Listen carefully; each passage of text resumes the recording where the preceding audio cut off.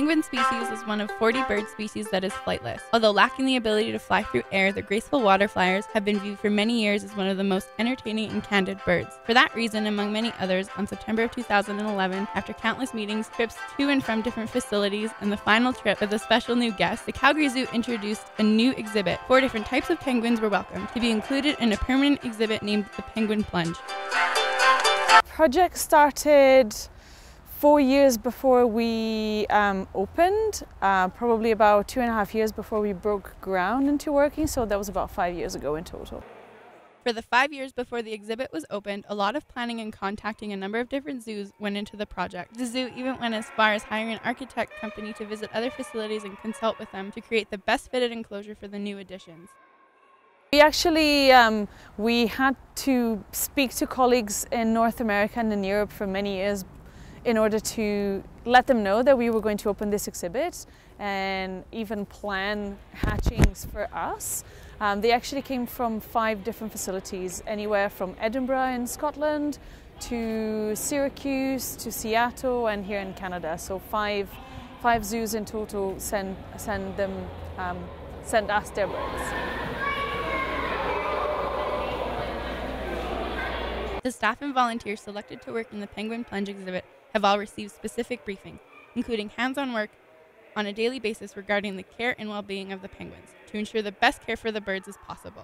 Yeah, I spent a whole day here when I first started just talking about penguins, and I was lucky enough to get to spend about a month in here during the fall.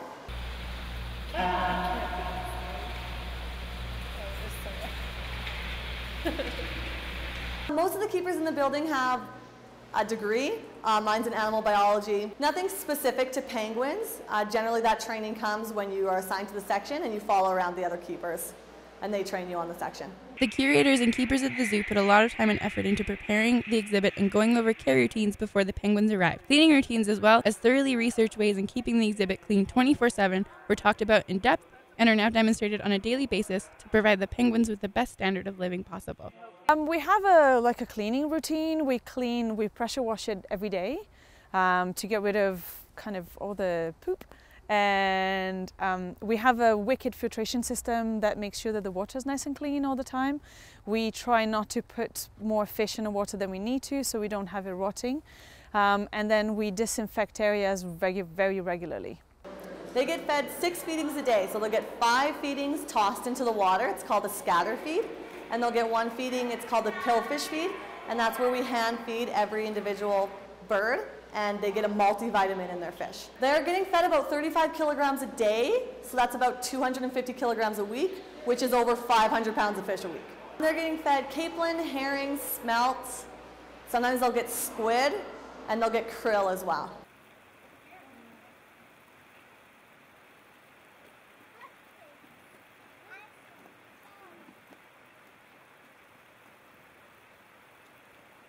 Most of the penguins living at the zoo have been named, making them feel that much more of a permanent resident. Penguins are known as very social and endearing birds, thus being an excellent choice to zoo officials who figured that it would be a perfect addition to the already very diverse animal family. The penguins have given people many different reasons to be big fans of the newcomers. They're all kind of special in their own way. The different species of penguins have different personalities, and that's quite interesting. The gentoos tend to be very hyper, very bold and curious birds, so they're always full of beans and very entertaining to watch. The Humboldts are a little bit shyer. The rockhoppers are very full of personality too, and the kings are beautiful but not always the cleverest of all the birds. But it's still very interesting to work with all of them. What do we like about the penguins? They're fun to watch, I guess. It's watching them walk along the rocks and jump into the water all in line. Definitely the favorite part is when they start to recognize you. They will start to recognize the keepers, and they do pick out ones that are their favorite. Each species is also very different from one another, so it's very cool to see their behaviors. how they act with one another and how they act with the other species as well. I really like the gentoos because they're often doing really funny things. Adding yet another unique animal to the Calgary Zoo wasn't the only reason that the curators brought the penguins in. Due to an increase in human activity within and around penguin habitats and fishing areas, penguin populations all over the world are starting to dwindle. Along with countless other zoos around the world, one of the main goals that the Calgary Zoo has is to breed the penguins in an attempt to maintain the population in captivity.